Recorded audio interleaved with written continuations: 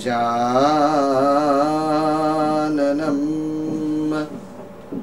भूतगणाधिसेवितं कपित्थजम्बो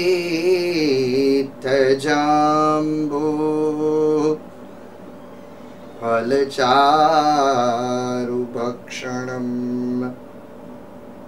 उमासुतं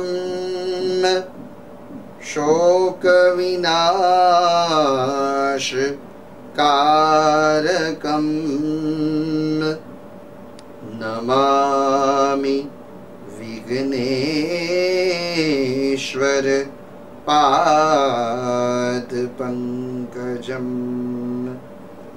हंसयुक्त विमानस्ते ब्रह्माणि रूपधारिणी कौशाम्बक्ष decay देवी नारायणी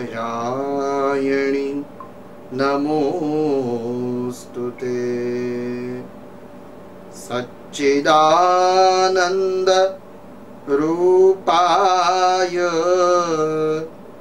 विश्वोत्पत्त्यादिहेतवे तापत्रय विनाशाय श्रीकृष्णाय वयं नमः। ओम श्री परमात्मने नमः। श्री शुक उवाच कामस्तु वासुदेवांश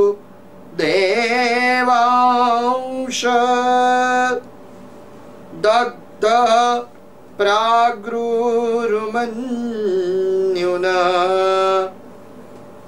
देहोपपत्तयो भूय त्वमेव प्रत्यपद्यत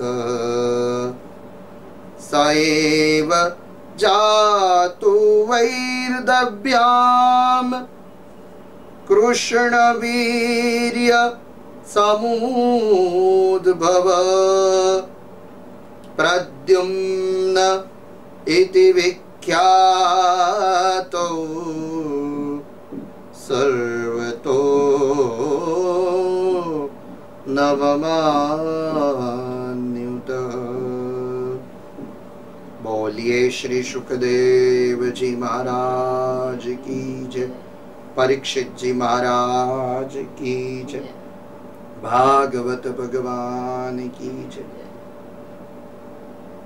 श्री कृष्ण परमात्मा की वांगमयी मूर्ति श्रीमद् भागवत जी के चरणों में वंदन करता हुआ, प्रणाम करता हुआ, आप सभी आत्मीय जनों के हृदय मंदिर में विराजमान कृष्ण परमात्मा के स्वरूप को, ठाकुर जी के स्वरूप को मेरा वंदन, प्रणाम। अपूर्व रहस्य रूप श्रीमद् भागवत जी की कथा हम सुन रहे हैं। भगवान श्री कृष्ण परमात्मा, इनका पदार्पण द्वारिका में हुआ और लग्न की सभी विधियों का स्वीकार भगवान ने किया। फिर कामस्तु वासुदेवांश, सुखदेव जी महाराज कथा सुना रहे हैं कि स्वयं कामदेव प्रद्युम्न बनकर आए।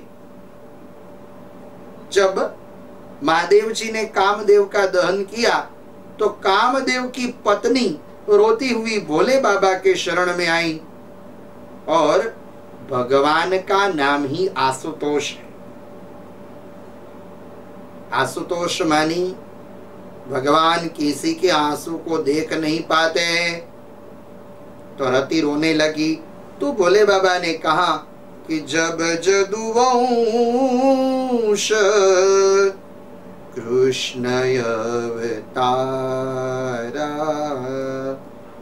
होई हरन महामही भारा कृष्ण तनय होई पति तोरा वचन अन्यथा होई न मोरा। तो यदुवंश में जब हरि भगवान श्री कृष्ण के रूप में अवतरित होंगे, उस समय आपका पति भी उनके पुत्र के रूप में अवतरित होएगा। और कृष्ण तनय होई पति तोरा वचन अन्यथा होई न मोरे। तो प्रद्युम्न जी ने संबरासुर का वध किया। अब देखो, संबरासुर ये काम का स्वरूप है, किंतु संबरासुर ये धर्म विरुद्ध काम है और प्रद्युम्न जी धर्म के अनुकूल काम है। हमारे वहां काम को देव हम मानते हैं, धर्म अर्थ काम का स्थान तीसरा है। किंतु किस काम का स्वीकार करना चाहिए? जो काम धर्मावलंबी हो, धर्म के अनुकूल हो। तो भगवान का दूसरा ब्याह जाम्बुवंती जी के साथ हुआ। स्यमंतकोपाख्यान की कथा सुनाई कि सत्राजित यादव ने मणि का आरोप श्री कृष्ण भगवान पर डाला, झूठा आरोप। कथा तो हम सब जानते हैं, किंतु कथा के माध्यम से हमें प्रेरणा क्या मिलती है कि ये जगत भगवान को नहीं छोड़ता तो फिर हमको कहां छोड़ेगा। भगवान पर भी झूठे दोष जगत ने लगाए। तो मणि की तलाश में श्री कृष्ण परमात्मा ने जाम्बुवंत जी के साथ युद्ध किया और फिर जाम्बुवंत भगवान के चरणों में गिर पड़ा कि प्रभु आप कौन हैं? तो भगवान ने कहा कि मैं त्रेता युग में राम था और द्वापर युग में मैं श्याम बनकर आया। ये मणि के कारण मेरे पर झूठा दोष है, झूठा आरोप है। तो उस समय जाम्बुवंत जी ने कहा कि मणि तो ले जाओ, किंतु साथ में मेरा एक रत्न है, कन्या रत्न, वो भी आप ले जाओ। फिर तो सत्राजित यादव पछताए, इन्होंने भी अपनी बेटी सत्यभामा का विवाह भगवान के साथ किया। फिर तो मणि ने बहुत उपद्रव किए। ये मणि सतधनवा को न मिला, इसीलिए सतधनवा ने सत्राजित का वध कर दिया। ये मणि बलराम जी महाराज को नहीं मिला तो बलराम जी महाराज ने द्वारिका छोड़ दी। और ये मणि अक्रूर जी के हाथों आ गया तो अक्रूर जी ये मणि को लेकर काशी पहुंच गए। आदि आदि सब कथा है। फिर तो भगवान का चौथा विवाह कालिंदी जी के साथ हुआ। जो कालिंदी जी गोकुल लीला में यमुना जी थी, तो द्वारिका लीला में कालिंदी जी बनकर आई। अब भगवान का विवाह मित्र वृंदा के साथ हुआ, भद्रा के साथ हुआ, लक्ष्मणा के साथ हुआ। ये भगवान की 8 पटरानी हुई। ये अष्टपटरानी कौन है? तो गीता जी में जो प्रकृति का वर्णन किया है, भूमिरापो नलो वायु खम मनो बुद्धि रेवच अहंकार इतिर्णम में भिन्ना प्रकृति अष्टधा। प्रकृति ही पटरानी बनकर है। फिर मुर नाम के दैत्य का भगवान ने वध किया, इसीलिए भगवान का नाम मुरारी हुआ। भौमासुर नाम का दैत्य, ये दैत्य 16,100 कन्याओं का इन्होंने अपहरण किया था। वह भूमि का बेटा था, तो भौमासुर का वध कर दिया। तो भूमि देवी आई और भूमि देवी ने श्री कृष्ण परमात्मा की स्तुति की। नमः कमलनाभाय नमस्ते जलशायिने नमस्ते केशवानंत वासुदेव नमोस्तुते।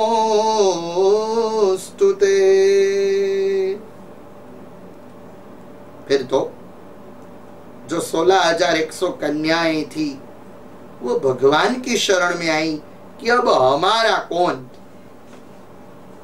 क्योंकि समाज हमारा स्वीकार नहीं करेगा। हम घर जाएंगे तो सब लोग यही कहेंगे कि ये तो असुर के घर से आई है, तो हमारा कोई नहीं, हमारा कौन। तो उसी समय श्री कृष्ण भगवान ने क्रांतिकारी कदम उठाया कि जिनका कोई नहीं उनका मैं। और जगत में एक नियम है कि जिनको कोई नहीं बुलाता इनको भगवान बुलाते हैं।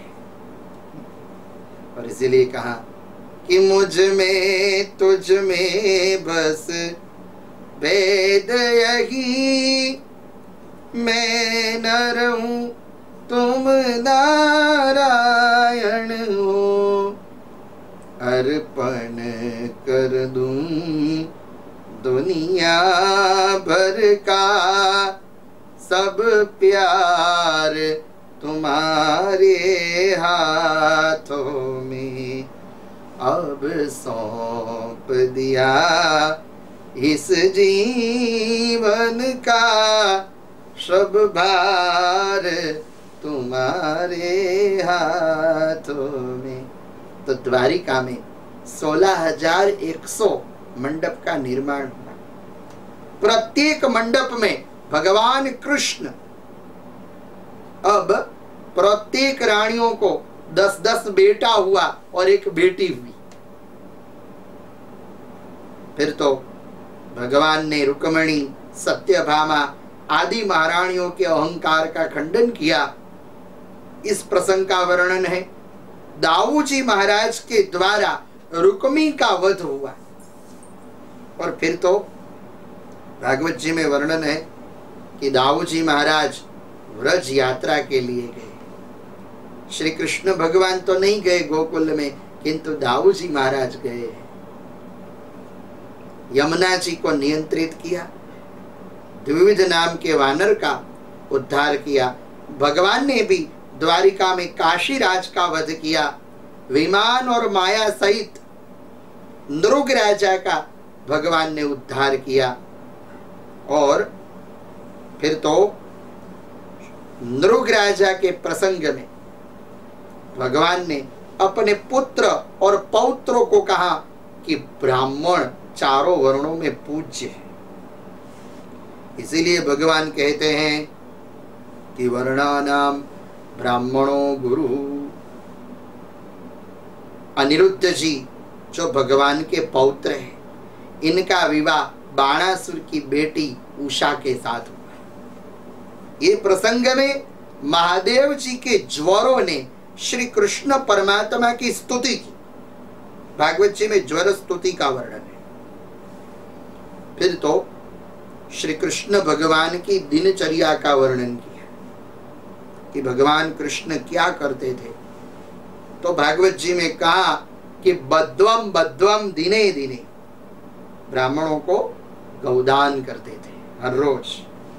देवर्षि नारद जी श्री कृष्ण भगवान का गृहस्थाश्रम देखने के लिए आए। तो भगवान का स्वभाव है कि भगवान ने प्रत्येक रानियों को संतोष दिया। हर एक रानियों के महल में भगवान है। वे जगह पर नारद जी देख रहे हैं कि भगवान ब्राह्मणों का पूजन कर रहे हैं। प्रत्येक महारानियों के महल में भगवान है। फिर तो जरासंध ने 60,000 राजाओं को कैद किया था कारागार में, तो वो महाराजाओं के दूत भगवान के पास आए कि हमारे महाराजाओं को मुक्त करो। तो भगवान सोचते थे कि मैं किस तरह मुक्त करवाऊं। तो उसी समय देवर्षि नारद जी पांडवों की पत्रिका लेकर आए। युधिष्ठिर महाराज ने संकल्प लिया है राजसु अश्वमेध यज्ञ का, और फिर तो भगवान ने सोच लिया कि यज्ञ में ही राजाओं की मुक्ति होगी और जरासंध का वध होगा। तो प्रद्युम्न जी को द्वारिका का रक्षण सौंपकर, द्वारिका प्रद्युम्न जी को सौंपकर छोड़कर भगवान इंद्रप्रस्थ चले गए। तो सबने जिम्मेदारी संभाली। तो भगवान ने कहा कि मेरी क्या जिम्मेदारी यज्ञ में, मुझे क्या कार्य करना है। तो युधिष्ठिर जी ने कहा कि जो कार्य कोई न करे वो कार्य आप कर। तो भक्तों का मत है कि भगवान ने पत्तल उठाई, किंतु पुराणों में ऐसा है कि सहदेव की जिम्मेदारी थी ब्राह्मणों का पूजन करने की। सहदेव ने कहा कि ब्राह्मणों को तिलक मैं लगाऊंगा। तो भगवान ने कहा कि हे सहदेव, तिलक भले ही तू लगा, किंतु ब्राह्मणों के चरण मैं धोऊंगा। चरण प्रक्षालन की जिम्मेदारी मेरी। तो दुर्योधन, इनकी जवाबदारी है जो जो धन आता है वो धन संभालने की। दुर्योधन को क्यों ये जिम्मेदारी दी? इसीलिए कि दुर्योधन के हाथ में श्री थी, पद्म था, ऐसा वर्णन है। फिर तो यज्ञ का अश्व दिग्विजय के लिए गया। दिग्विजय के समय में भगवान ने जरासंध के पास युद्ध मांगा। फिर तो भीम के साथ जरासंध ने युद्ध किया। भीम द्वारा जरासंध का उद्धार हुआ, जो महाराजाओं को कारागार में डाला था। तो राजाओं को मुक्त करवाया, और जिन राजाओं को मुक्ति दी वो राजाओं ने कृष्ण परमात्मा की स्तुति की। कृष्णाय वासुदेवाय हरये परमात्मने प्रणत क्लेशनाशाय गोविंदाय नमो नमः। जरासंध के बेटे सहदेव को गादी दी। फिर तो भगवान की अग्र पूजा का शिशुपाल ने विरोध किया। भगवान ने शिशुपाल के सिर का छेदन किया। फिर तो पांडवों के कार्य को संपन्न करके भगवान द्वारिका में गए। तो शाल्व का भगवान ने वध किया, पौंड्रक राजा का भगवान ने वध किया।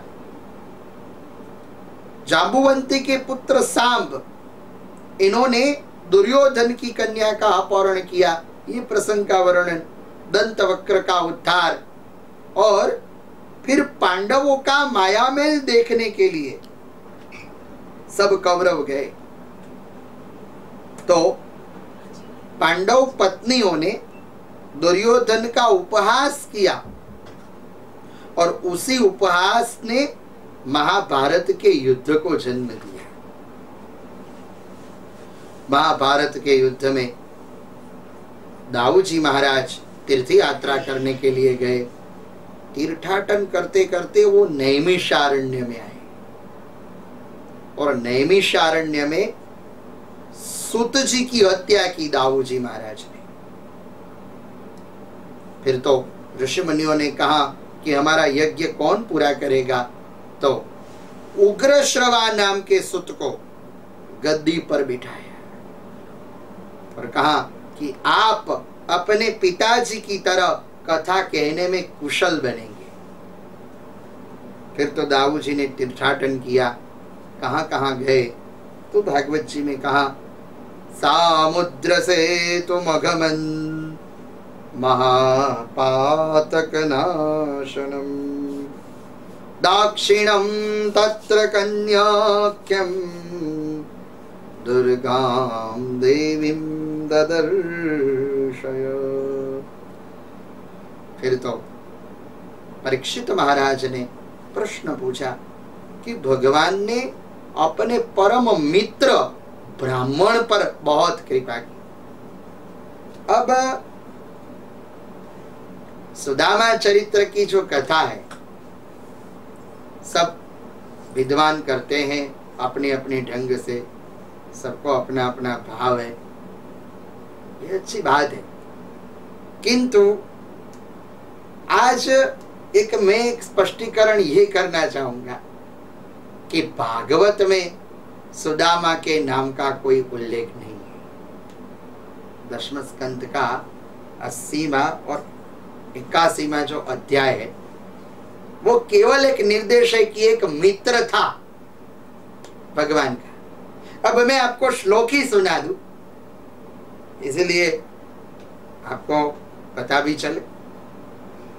ओम श्री परमात्मने नमः। श्री शुक उवाच कृष्णोऽस्यासीत् सखा कश्चित् ब्राह्मणो ब्रह्मवित्तमः विरक्त इन्द्रियार्थेषु प्रशान्तात्मा जितेन्द्रियः। कृष्णोऽस्यासीत् सखा कश्चित्। अब इनमें सुदामा के नाम का कोई उल्लेख, कश्चित, कश्चित मानी कोई एक मित्र भगवान का था।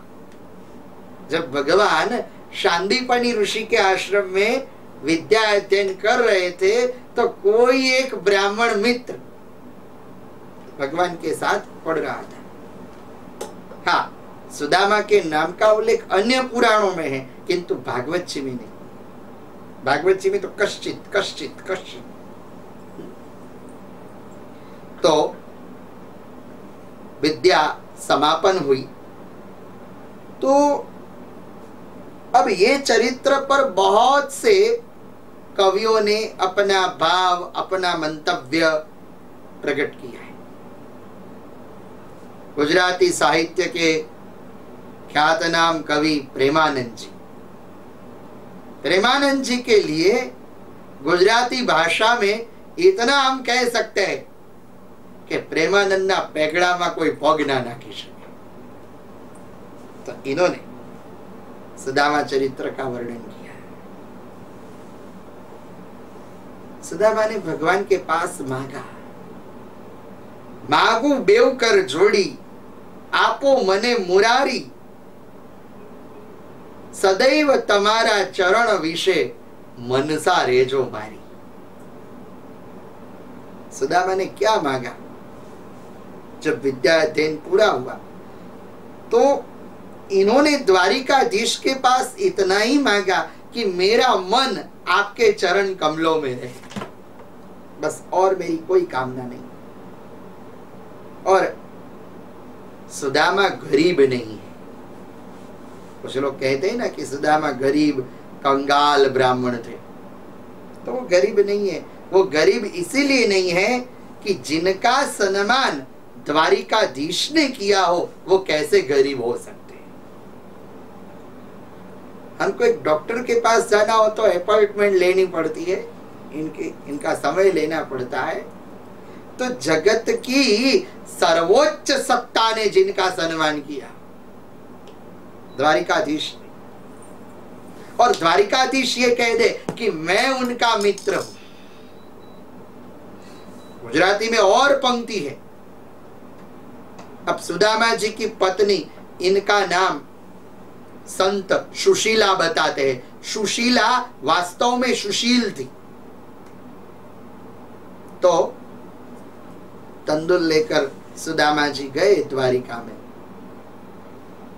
तो कुछ लोग कहते हैं कि द्वारपालों ने रोका इनको। तो ऐसी कोई कथा ही है, किंतु भागवत में तो सुदामा जी सीधे ही गए हैं। अब ब्राह्मण है और भगवान का द्वार है, तो भगवान के द्वार में भला ब्राह्मणों को कौन रोकेगा। द्वारपाल ने संदेशा दिया है। सुदामा ने कहा कि अरे द्वारपालो, कन्हैया से कह दो कि दर पे सुदामा करीब आ गया है। न सर पे है पगड़ी, न तन पे है जामा, बता दो कन्हैया को नाम है सुदामा, बता दो कन्हैया को नाम है सुदामा। न सर पे है पगड़ी, न तन पे है जामा, बता दो कन्हैया को नाम है सुदामा। न सर पे पगड़ी, न तन पे है जामा, बता दो कन्हैया को नाम है सुदामा। एक बार मोहन से जा कर के कह दो, एक बार मोहन से जा कर के कह दो कि मिलने सखा बदनसीब आ गया है। तो ऐसा भाव कुछ लोग देते हैं, किंतु भागवत जी में तो सीधे ही गए। किंतु एक मुट्ठी तंदुल में मिलने सुदामो आवे, तंदुल जरा सी लाए। तंदुल में भगवान ने इनको सब कुछ दे दिया। तो ये प्रसंग है। तो जीवात्मा पर परमात्मा की कृपा कैसी होती है, ये प्रसंग इनका उदाहरण सुदामा है। फिर तो कुरुक्षेत्र में सूर्य ग्रहण का प्रसंग आया। सूर्य ग्रहण के समय में द्वारिका से द्वारिकाधीश आए, हस्तिनापुर से पांडव आए, गोकुल से नंद बाबा और यशोदा माता जी आए, सब गोप बालक आए। यशोदा माता जी और कृष्ण परमात्मा का मिलन हुआ। फिर तो यशोदा माता जी ने कहा कि लाला, बहुत इच्छा थी कि एक बार तेरे दर्शन करूं। फिर तो उद्धव जी ने भी कहा कि आप और मेरे बाबा अब तो द्वारिका में चलो, भगवान का सानिध्य मिल जाएगा। तो यशोदा माता जी ने कहा, उद्धव, पहले बहुत मन होता था कि मैं द्वारिका में आऊं, किंतु अब हमारा जन्म व्रज में हुआ तो हमारे प्राण भी व्रज में ही जाए। बड़ा अच्छा पद है गुजराती में कि व्रज नीरज मा काया वीर में, ए इच्छा मन माही रे। जड़ना जीवड़ा जड़मा जन में, चढ़ना जीवड़ा जड़मा जन में, जड़मा है मरी जाए रे। कृष्ण कृष्ण करता उद्धव, प्राण हमारा जाए रे। कृष्ण कृष्ण करता उद्धव। फिर तो 16,108 पटरानियों ने भगवान की प्राप्ति किस तरह की, वो सभी बात द्रौपदी जी को बताई। वसुदेव जी ने यज्ञ किए, यज्ञ में ऋषि मुनि आए, ऋषि मुनियों ने परमात्मा की स्तुति की। तभी वसुदेव जी को पता चला कि मैं जिनको पुत्र मानता हूं वह पुत्र नहीं है, परात पर ब्रह्म है। फिर तो देवकी माता जी को अपने मृतक बेटे वापस भगवान ने लौटाए। देवकी माता जी ने दूध पिलाया, भगवान ने सबको धाम दिया। सुभद्रा जी का अर्जुन ने हरण किया। भावात्मक दृष्टि से देखे तो सुभद्रा ये कल्याण तत्व है। फिर तो बहुलाश्व राजा श्रुतदेव ब्राह्मण के वहां भगवान आए। दोनों जगहों पर भगवान गए। वेदों ने परमात्मा की स्तुति की। मंत्र, मूर्ति और माला व्यक्ति को एक ही रखनी चाहिए, ये सिद्धांत के साथ समझाया। फिर तो भृगु ऋषि ने तीनों देवों की परीक्षा की। उनमें भगवान विष्णु सत्व गुण के भंडार सिद्ध हुए। फिर तो भगवान के लीला विहार का वर्णन किया। 16,108 पटरानियों ने महिषी गीत गाया। महिषी का अर्थ होता है पटरानी। उरव विलपसित्वम वीत निद्रानशेषे स्वपितु जगति रात्र्या ईश्वर गुप्त बोध। और दशम स्कंध भगवान के चरणों में समर्पित। एकादश स्कंध मुक्ति लीला है। और शुकदेव जी महाराज संक्षिप्त में भगवान कृष्ण की कथा को याद करते हैं। क्या कहते हैं शुकाचार्य जी?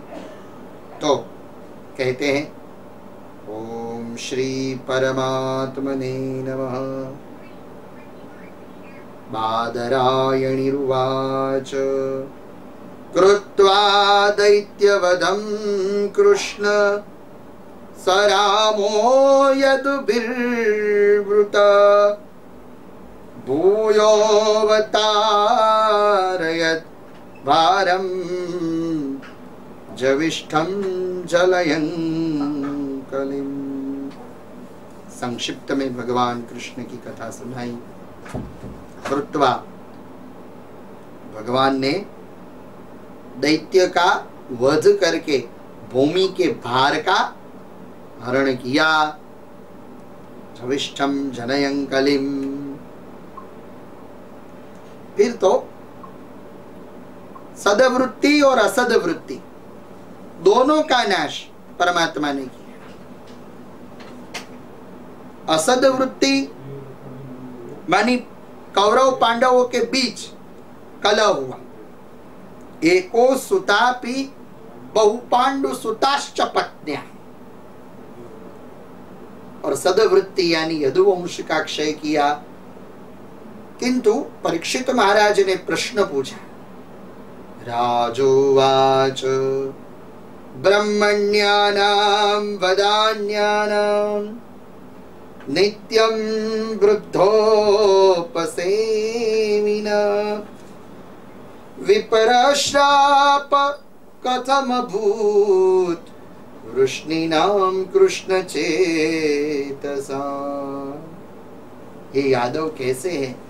ब्रह्मण्यानां वदान्यानां, ब्राह्मणों की सेवा करने वाले,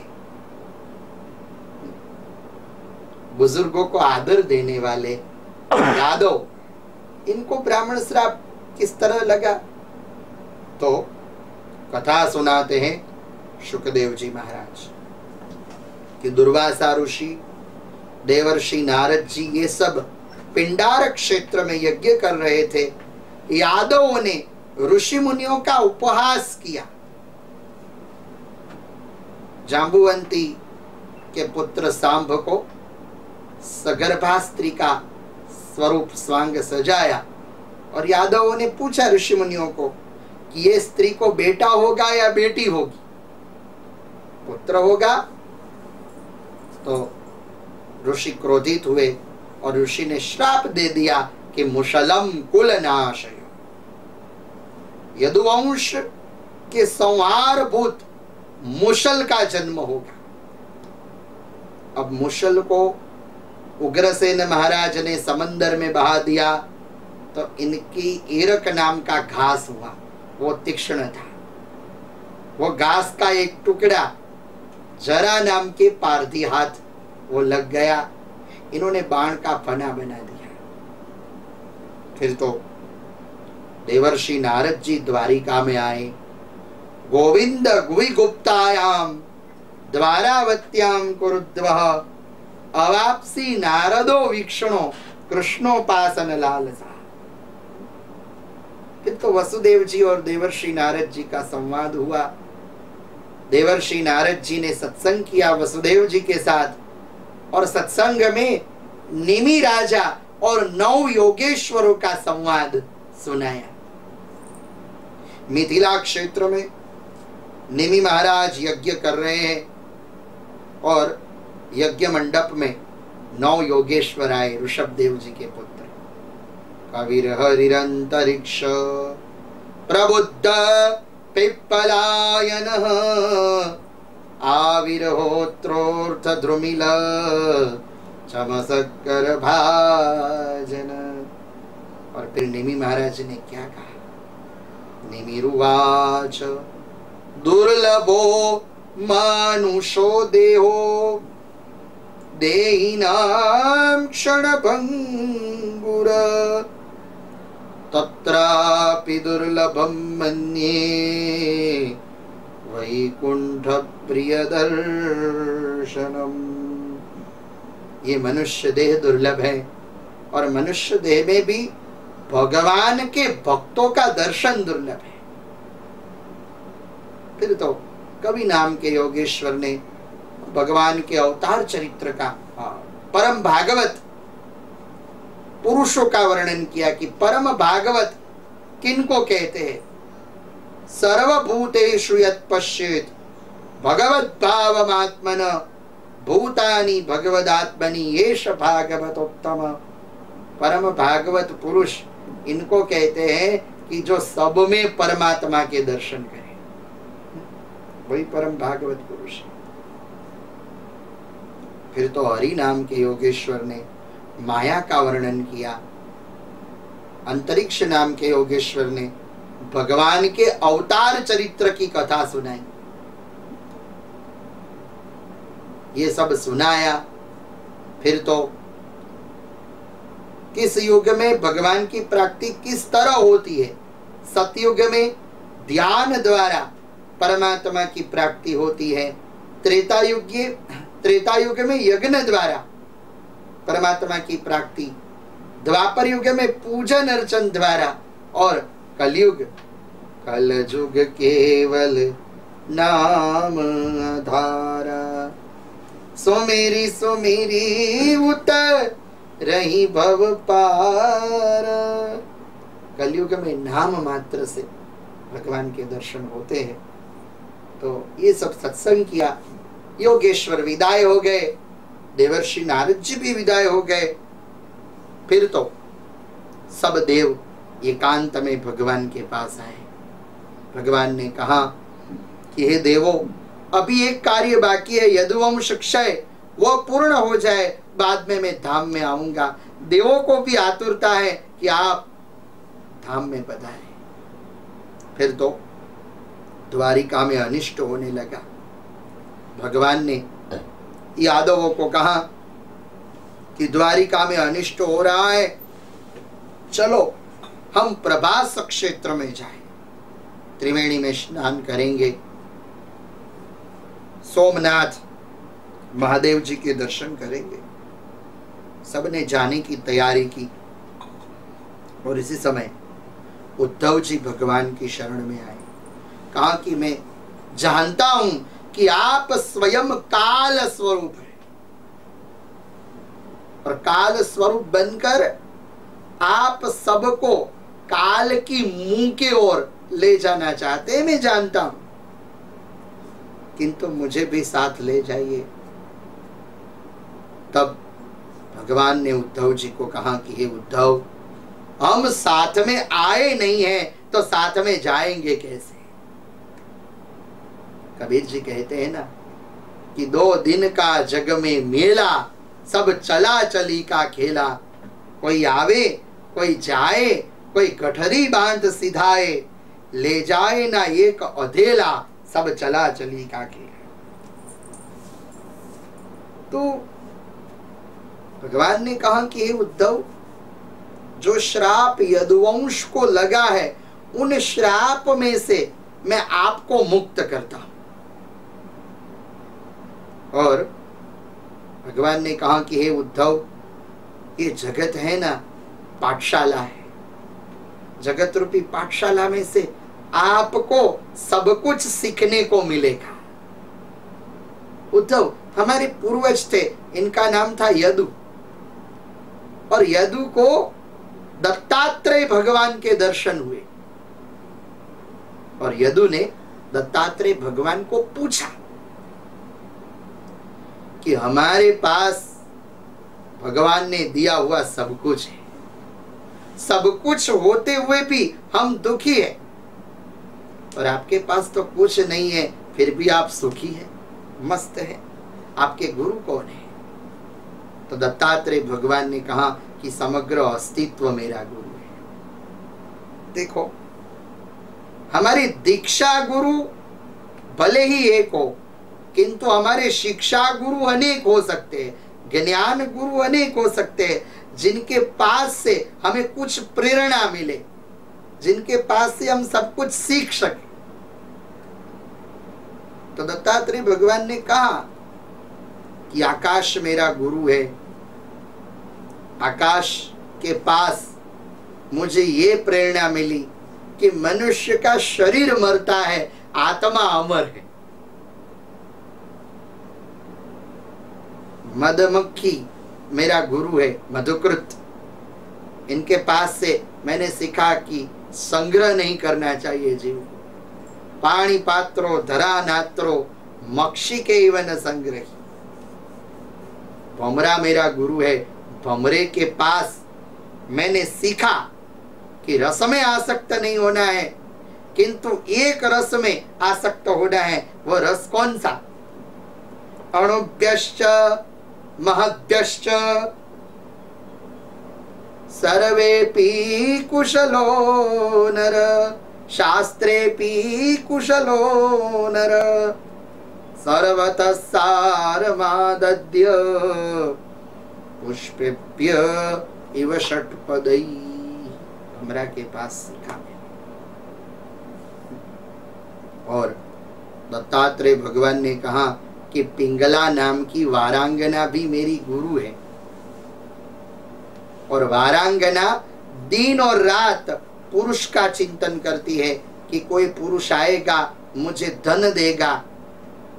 अब रात हो जाती है, कोई पुरुष आता नहीं, तो वारांगना सोचती है कि अरे रे, मैंने पुरुष का चिंतन किया, उससे तो अच्छा होता कि यदि मैंने पुरुषोत्तम का चिंतन किया होता तो मेरी काया का कल्याण हो जाता। ये माँ, तेरे पास से मैंने प्रेरणा ली कि आशा ही दुख का कारण है।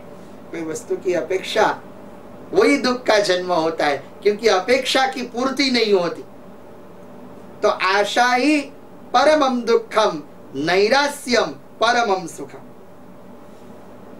तो ये सब सत्संग श्री कृष्ण भगवान ने उद्धव जी के साथ किया। पादुका दी, कहा कि जाओ आप पादुका लेकर बद्रिकाश्रम में जाओ, भागवत धर्म का प्रचार प्रसार करो। पादुका जी को उद्धव जी ने वंदन किया, नमस्कार किए। दिव्य नमस्कृत्य ययैहि पुनः पुनः। और उद्धव जी गए। भगवान कृष्ण प्रभास क्षेत्र में आए हैं। फिर तो यादवों ने मदिरा का पान किया और भयंकर संघर्ष हुआ यादवों के बीच। जिस तरह कोई वन हो और वन में आग लगे और आग लगने के कारण पूरा वन जलकर साफ हो जाए, भस्म हो जाए, उस तरह यादव भी परस्पर लड़कर मर गए। दाऊजी महाराज भी ये दृश्य को देखकर भूगर्भ के द्वारा पाताल में चले गए।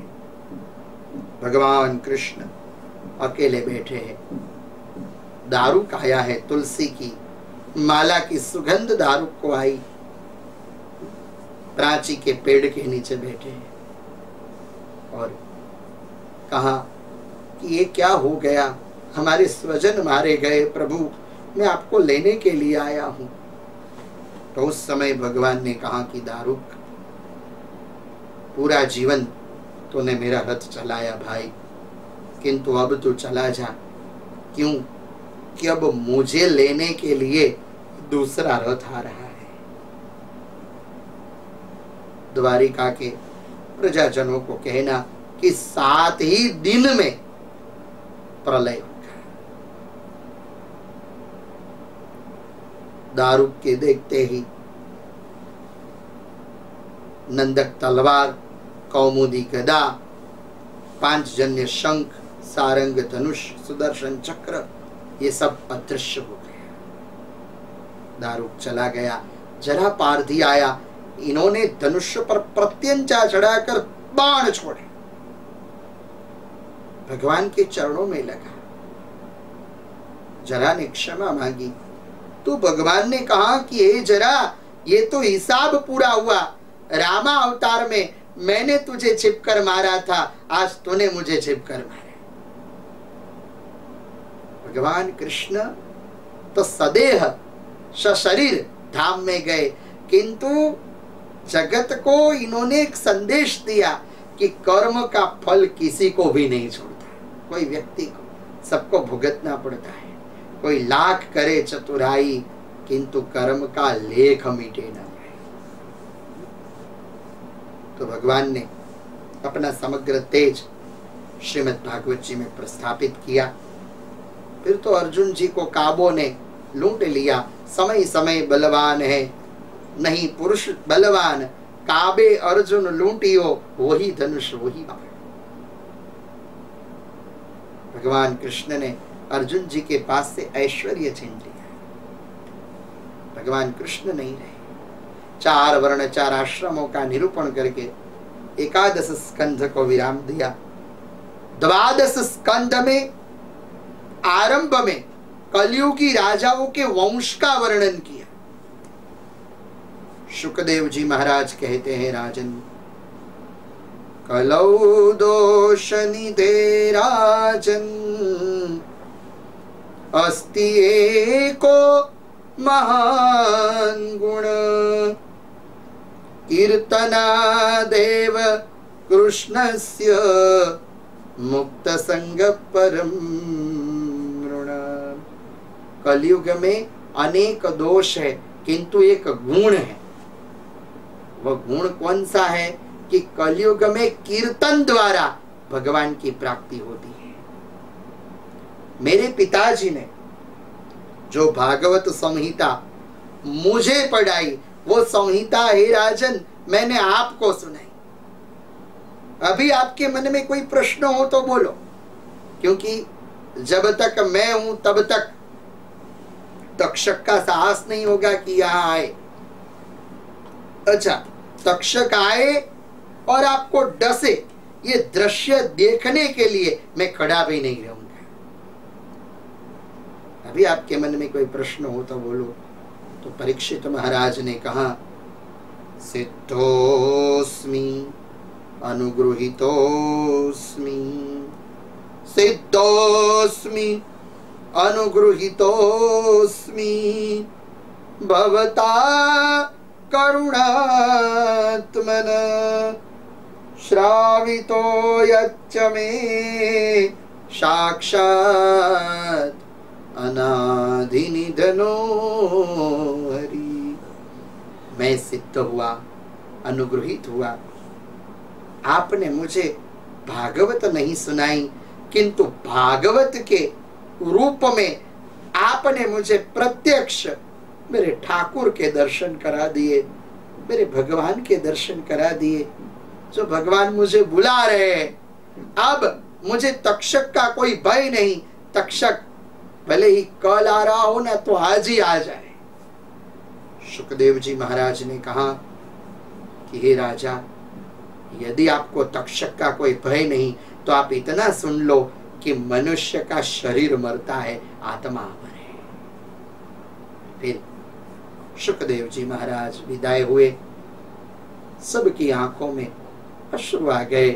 सबने शुकदेव जी महाराज के नाम का जय घोष किया। बोलिए श्री सुखदेव जी महाराज की जय। फिर तो सभा में से एक एक ऋषि मुनि विदाई हो गए, परीक्षित महाराज अकेले हो गए। जन्मेजय महाराज ने सब व्यवस्था की, किंतु मृत्यु के लिए कोई द्वार बंद नहीं है। पूजा की सामग्री में तक्षक आया। परीक्षित महाराज इन्होंने, वो तो अपने प्राणों को ब्रह्मरंध्र में ले आए, योग मार्ग द्वारा इन्होंने देह का त्याग किया। तक्षक ने तो पैर के अंगूठे में ही वो काटा और देह जलकर भस्म हो गया। आत्मा तो कब से ही परमात्मा में लीन हो गया था। देवों के दुदुम्भी बजे, दिव्य विमान में बैठकर परीक्षित महाराज भगवान के धाम में गए। बोलिए परीक्षित महाराज की जय। वेदव्यास जी इन्होंने श्रीमद् भागवत जी की रचना की तो इनको आनंद आया, किंतु व्यास जी को परमानंद कब हुआ कि ये कथा शुकदेव जी महाराज ने की और परीक्षित का मोक्ष हो गया। हमारे वहां पुराण तो बहुत से हैं, किंतु साथ ही दिन में मोक्ष दिलाने वाला यदि कोई पुराण हो तो वो भागवत है, कि साथ ही दिन में मोक्ष की बात करता है और इनका साक्षी परीक्षित है। फिर तो पुराणों की संख्या का वर्णन किया, वेदों का विभाजन वेदव्यास जी ने किया, ये हमने सब देखा प्रथम स्कंद में। और फिर 4 प्रकार के प्रलय का निरूपण किया, नित्य प्रलय, नैमित्तिक प्रलय, आत्यांतिक प्रलय और प्राकृतिक प्रलय। प्रलय के समय में मार्कंडेय मुनि को भगवान के दर्शन हुए। कैसे है भगवान? वटस्य पत्रस्य पुटे शयानम, वट पत्र पर सोए हुए हैं। ऐसे भगवत दर्शन हुए। और फिर तो नैमिषारण्य में सुत जी ने कथा को विराम दिया और इन्होंने अंतिम श्लोकों का गान किया। हम भी अंतिम श्लोकों का भागवत जी के गान करें। पहले श्लोक में परम सत्य की वंदना है। भागवत जी का आरंभ भी सत्यम परम धीमहि और अंत भी सत्यम परम धीमहि। वेद व्यास जी की वंदना और शुकदेव जी महाराज की वंदना और फिर भगवान के पास कामना। कस्मै येन विभासितो यमतुलो ज्ञान प्रदीप पुरा तद्रूपेण च नारदाय मुनये कृष्णाय तद्रूपिणम् योगीन्द्राय तदात्मनाद भगवत् द्राताय कारुण्यत तच्छुद्धं विमलं विशोकममृतं सत्यं परं धीमहि। नमो भगवते तस्मै वासुदेवाय साक्षिणे य इदं कृपया कस्मै व्याचचक्षे मुमुर्षये। योगीन्द्राय नमस्तस्मै शुकाय ब्रह्मरूपिणे संसार सर्पदष्टयो विष्णुरातममोनुच। अब भागवत जी के 2 श्लोक, मैं श्लोकों का गान करूंगा साहब, और आप और आंटी मैं जो भी बोला वो आप बोलेंगे। बोलो भवे भवे भवे भवे यथा भक्ति पादयो तव जायते तथा कुरुष्व देवेश नाथत्वं नो यत प्रभु संसार सागरे मग्न दीनं मां करुणानिधे कर्म मोह गृहीतांग मामुद्धर भवार्णवात् श्रीमद भागवता ह्योऽयं प्रत्यक्ष कृष्णमेव हि स्वीकृतोऽसि मया नाथ मुक्त्यर्थं भवसागरे मनोरथो मदीयोय सफला सर्व था त्वया निर्विघ्ने नैव कर्तव्यो दासोऽहं तव केशव दासोऽहं तव केशव दासोऽहं तव केशव दासोऽहं तव केशव। तो ये श्लोक के द्वारा नैमिषारण्य में सुत जी ने उपसंहार किया और आज परम पवित्र पुरुषोत्तम मास और पुरुषोत्तम मास में जो अशोक भाई चौरा समग्र परिवार इन्होंने जो श्रीमद् भागवत जी का आयोजन किया, परम भागवत लक्ष्मी नारायण दादा और परम भागवत पूज्य माता जी रमा देवी जी, इनकी पावन स्मृति में जो साहेब के अशोक भाई के माता पिता और हमारी जो आंटी जी है कुसुमलता बहन जी, इनके पिताजी लल्लू राम जी, इनकी स्मृति में और आंटी जी की माता जो कि उनका पार्थिव शरीर विद्यमान है नाथीबा, इनके आशीर्वाद से और बुजुर्गों के आशीर्वाद से ठाकुर जी की पूर्ण कृपा से, और मैं भी सद्भागी हूं कि मेरे माता पिता रंजन बहन, राजेंद्र भाई, मेरे दादा दादी शारदा बहन, आदरणीय रमनलाल जी, तो और मेरे गुरु स्वामी राजेश्वर आनंद भारती जी महाराज और माँ जगदम्बा की पूर्ण कृपा से आज ये वाणी पवित्र करने का सौभाग्य प्राप्त हुआ। जिन कक्ष में बैठकर कितने ही पुस्तकें लिखे, जिन कक्ष में बैठकर कितने ही रिकॉर्डिंग संपन्न की, परम पवित्र पुरुषोत्तम मास में ये कक्ष में बैठकर श्रीमद् भागवत जी के गुणानुवाद करने का मुझे सौभाग्य प्राप्त हुआ। और अशोक भाई साहेब और उनके परिवार ने तो ऐसा आयोजन किया है कि ये भागवत कथा शाश्वत रहेगी यूट्यूब पे। व्यक्ति कभी कभी भागवत जी की कथा करते हैं तो फोटो निकालते हैं, वीडियो शूटिंग करते हैं, ये शूटिंग भी अच्छा है, किंतु ये शाश्वती कथा है जो साहेब ने और परिवार ने आयोजन किया है। जब तक सूर्य रहेगा, चंद्र रहेगा, ये भागवत जी की कथा रहेगी। तो इतना दिव्य आयोजन परिवार के द्वारा पुरुषोत्तम मास में हुआ है। और मुझे खुशी ये है कि ये वास्तव में कथा हुई।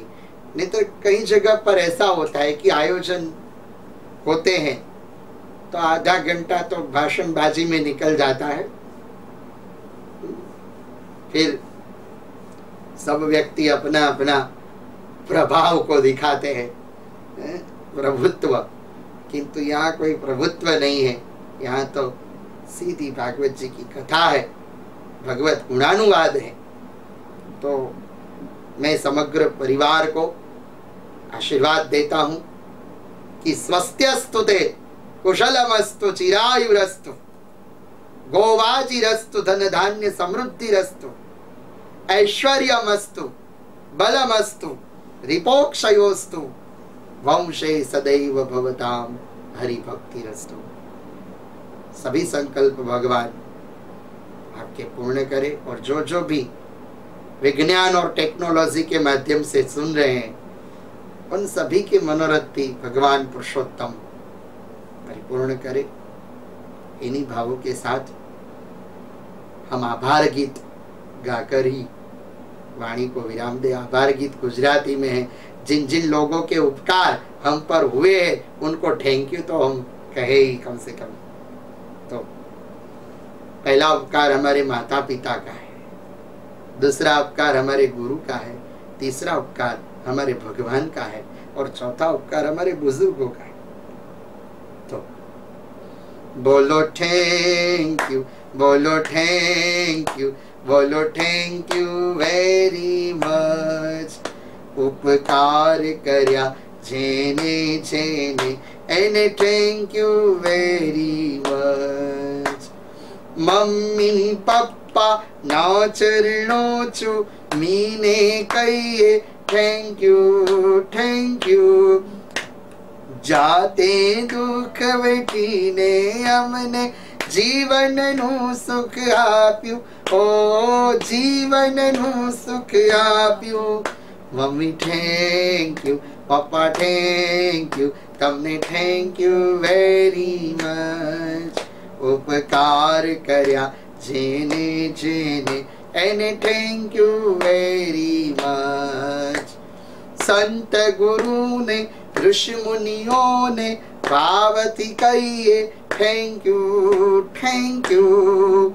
अज्ञान अंधारा दूर करीने ज्ञान नु तेज फैलाव्यू, ओ ज्ञान नु तेज फैलाव्यू। ऋषि thank you, teacher thank you, तमने थैंक यू वेरी मच। उपकार कर्या जेने जेने एने थैंक यू वेरी मच। सुंदर जीवन आप्यू तेथी प्रभु ने कहिए थैंक यू थैंक यू। मन बुद्धि आपी हृदया ने पावती खूब सजाव्यू, ओ पावती खूब सजायू। प्रभु थैंक यू, प्रभु थैंक यू, तमने थैंक यू वेरी मच। उपकार कर्या जेने जेने एने थैंक यू वेरी मच। अम जीवन नु पुष्प खिलवना दादा तमने thank you thank you. Thank you केता शिखव्यू एटले तेथी डबल थैंक यू हो, तेथी डबल थैंक यू। दादा थैंक यू, दादी थैंक यू, तमने थैंक यू वेरी मच। उपकार कर्या जेने जेने एने थैंक यू वेरी मच, एने थैंक यू वेरी मच। इति श्रीमद्भागवते महापुराणे वैयासिक्याम् अष्टादशसहस्र्यां पारमहंस्यां संहितायां समाप्तोऽयं द्वादशस्कन्धः। श्री द्वारिकाधीश की जय।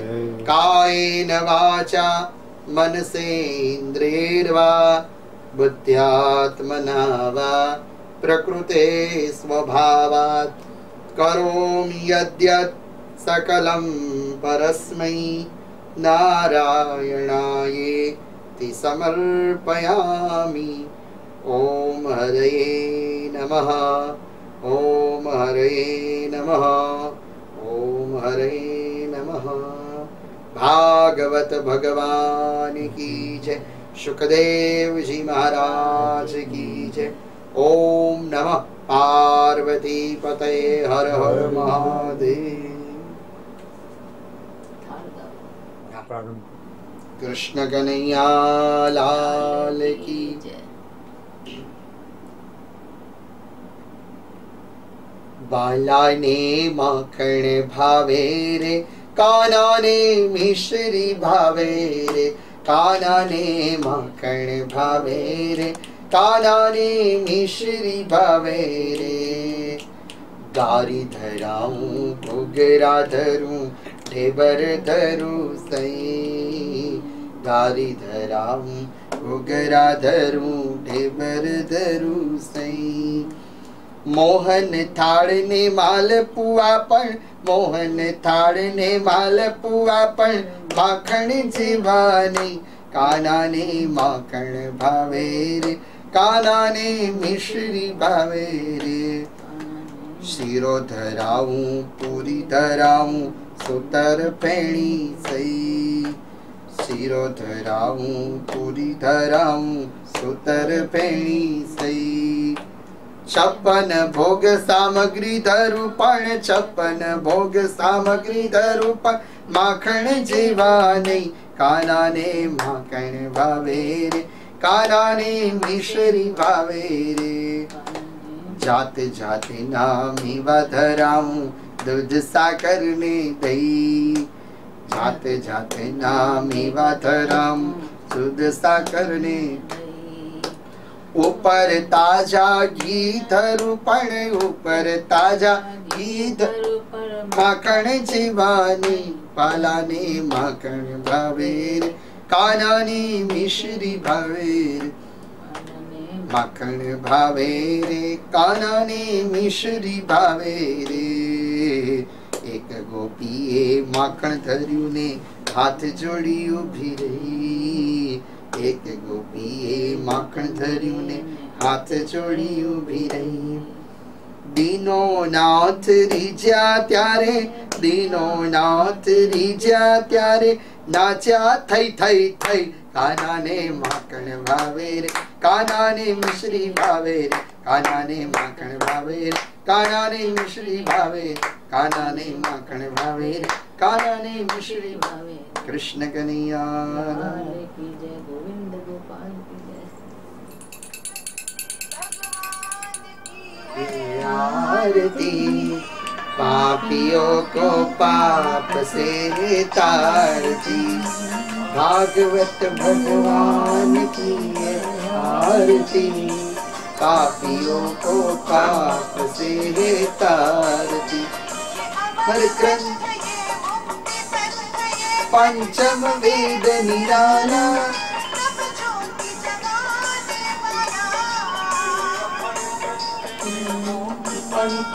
पंचम वेद निराला।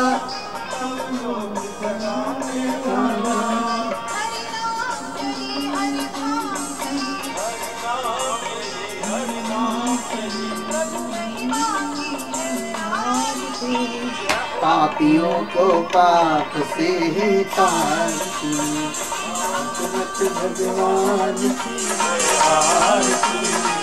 पापियों को पाप से तारती। शांति गीत पावन पुनीत, पापों को मिटाने वाला, हरि दर्श कराने वाला। शांति गीत पावन पुनीत, पापों को मिटाने वाला, हरि दर्श कराने वाला। ये सुख करनी, ये दुख हरनी, ये सुख करनी, ये दुख हरनी।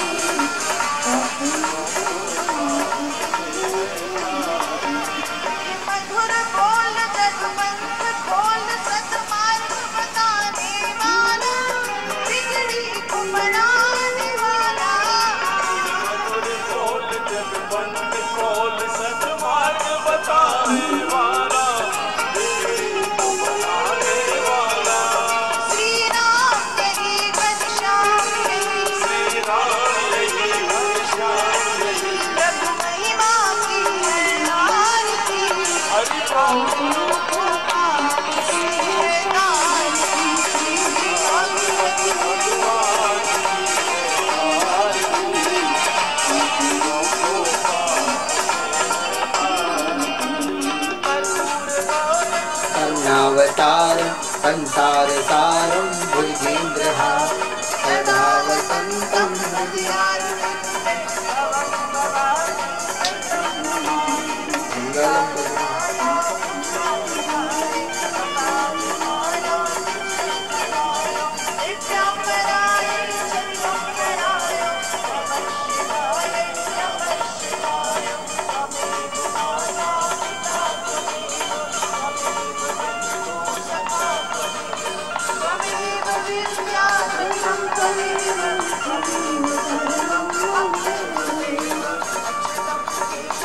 रामनारायणं कृष्णदामोदर वासुदेवं हरे श्रीधरं माधवं गोपिकावल्लभं जानकी नायकं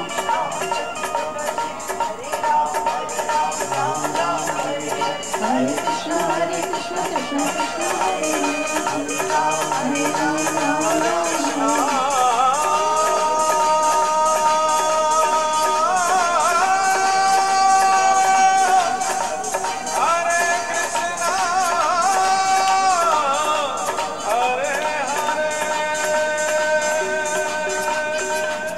भागवत भगवान की